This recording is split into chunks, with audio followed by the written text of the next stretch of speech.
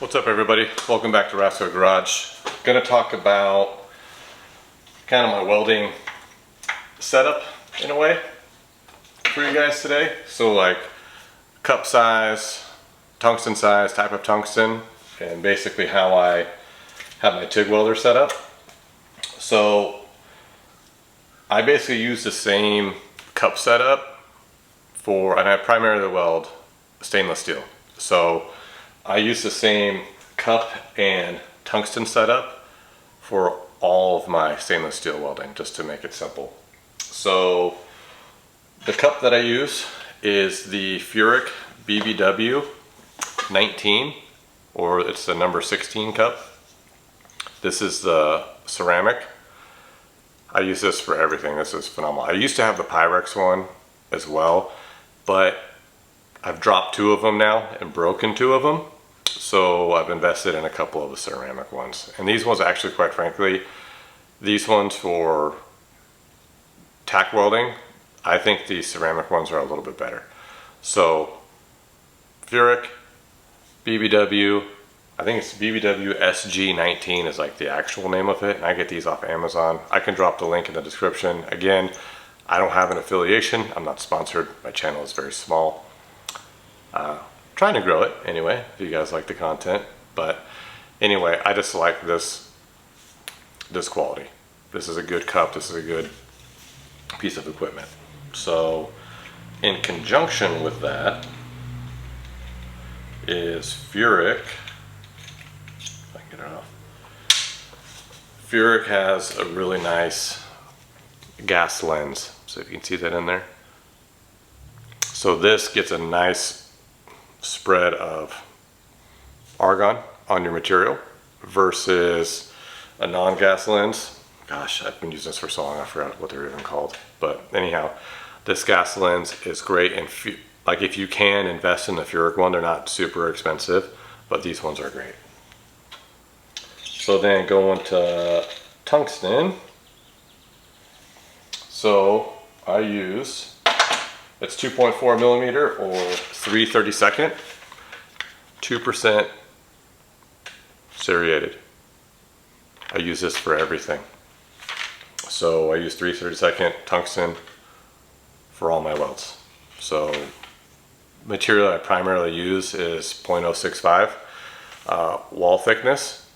So I've seen some guys use 1/16, but I use 3/32 for everything. I literally use this tungsten for everything. Although there is one other option in terms of tungsten that you can use that I found is pretty good. It'll tend to get, in my opinion, it gets contaminated a little bit easier than the 2%, but this laser, so this is used for like robotic welding setups from what research I've done on it, but these ones are pretty good too. So I haven't had any issues with these at all. So the next thing I want to show you is how I sharpen my tungsten, because there's like tungsten sharpeners and stuff out there, and there's a wide range of prices on those things. You can get a cheap one for, I don't even know, $100 or less than $100, but like the good ones are like $700 plus. So one trick I learned along the way is take your tungsten out,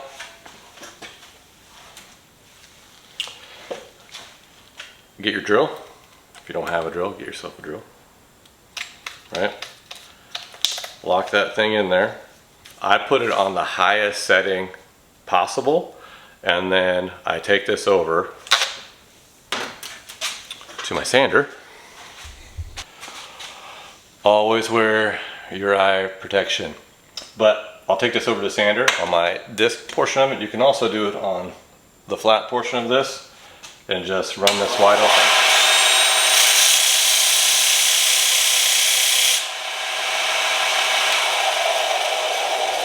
That's it.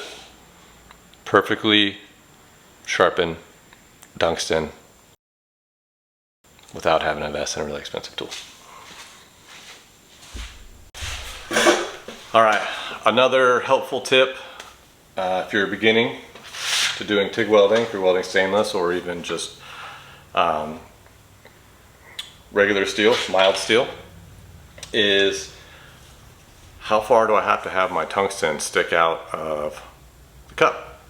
So what I like to do is I like to kind of take the diameter of the cup itself and have my tungsten stick out whatever the diameter of the cup is. So I do that for everything. Now there's going to be situations where there's places that are hard to get to, and it's okay to stick your tungsten out much farther. That's totally fine.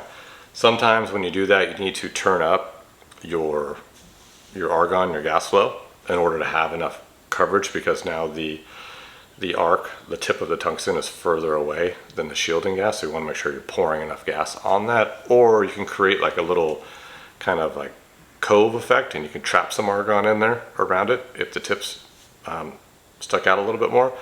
But just for normal welds, tack welding, running normal beads, whatever, good rule of thumb is width of your cup, have your tungsten stick out just that much. So then the next thing would be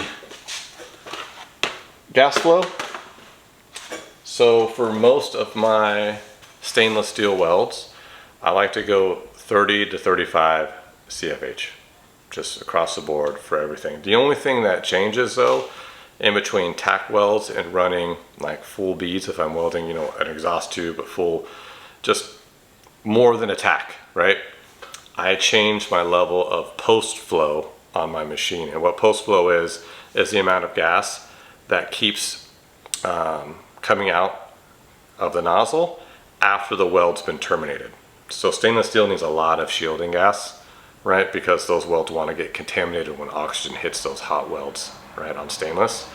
So when I'm running a full bead, or, you know, more than a tack, let's say, I like to have my post flow at somewhere around 10 seconds or more. That way the welds come out looking really nice. They get that, you know, you can kind of control if you want to get a rainbow effect or something on it, but that's, you know, later on. I'm just talking beginner stuff to get you, you know, dangerous enough to where you start to weld pretty consistently and get comfortable with it, with simple settings that sometimes go, that can be overlooked, but can, you know, affect your outcome of your welds for sure.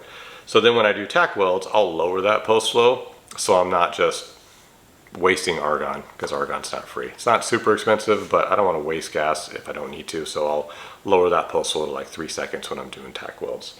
So hopefully this little video was helpful on getting your torch set up with tungsten, you know, what kind of cup you should buy, how to sharpen it, post flow, and then your argon gas flow for TIG welding. So hopefully that helps you get started and get you on a little bit more consistent path, and I'll try to keep sharing some of these tips and tricks as we go. So you know the deal, like, comment, subscribe.